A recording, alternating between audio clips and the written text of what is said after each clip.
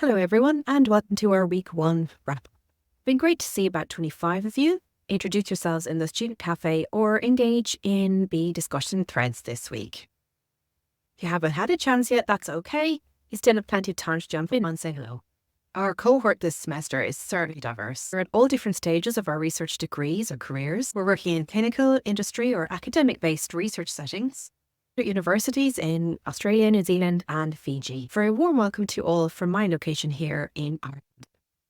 More importantly is what we share though. We're all here to improve our digital competency in ways that will enhance our lives as researchers. We started the module this week by asking you to take a self-assessment so you can start to understand where you sit as an individual across a range of dimensions that all relate to this idea of digital competency. I do encourage you to focus on a specific dimension within your competency wheel or radar, depending on which assessment you took, because this will help you identify a specific goal or area in relation.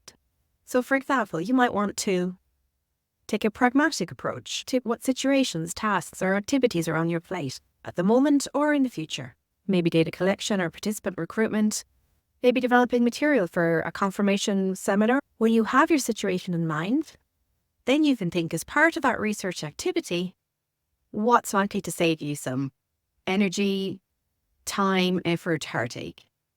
Because once you've identified that, you're more likely to be able to identify the kinds of digital tools, processes, or routines, practices that you can refine around that in a way that's meaningful for you. Another approach might be to let your passions or your interests guide you. For example, Madhu, Wendy, and Shauna mentioned using digital tools to share images with people in their personal lives. So in this case, maybe you might want to think about how you could transfer those skills and practices to your professional lives in an appropriate way, of course. So if you take that approach, you might want to look into communities of researchers, for example, or practitioners whose focus is creating and sharing and thinking about the best ways to communicate research using visualizations. You can find these people, these communities, you can observe them, maybe even ask some questions to try to understand their thinking behind the screen. That would be the first step towards you then applying that into your own practices.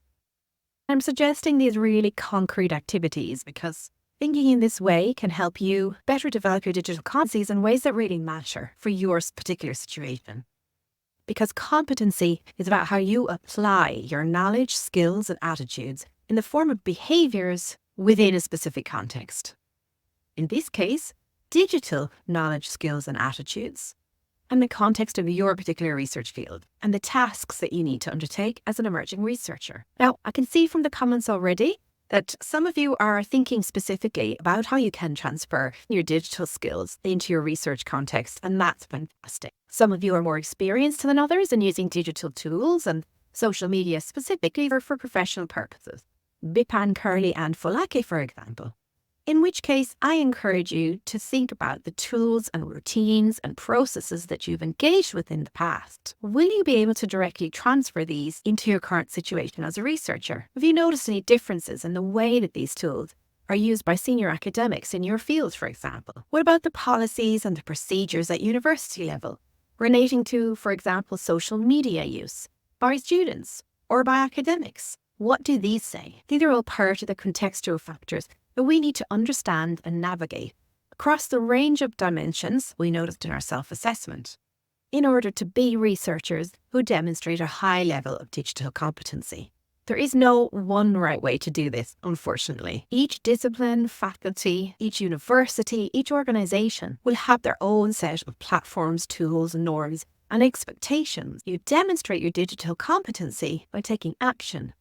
Yes, to develop the skills to use these tools functionally, but also to find out what those norms are and to demonstrate what that looks like for you as you enact effective behaviours as part of your engagement with digital tools. And next week, we have a chance to dive deeper into how we can develop profiles for ourselves online as researchers. And we look at some of the safety and well-being aspects involved in having an online presence in particular. You can continue to engage with this week's topic though, right through to the end of the module, and it is worth going back and checking the ongoing conversations as they unfold within the different discussion threads as the module progresses. Thank you again for your engagement this week. It's lovely to virtually meet you all. Please continue to share and engage. Week 2 starts from Saturday, and I will see you then.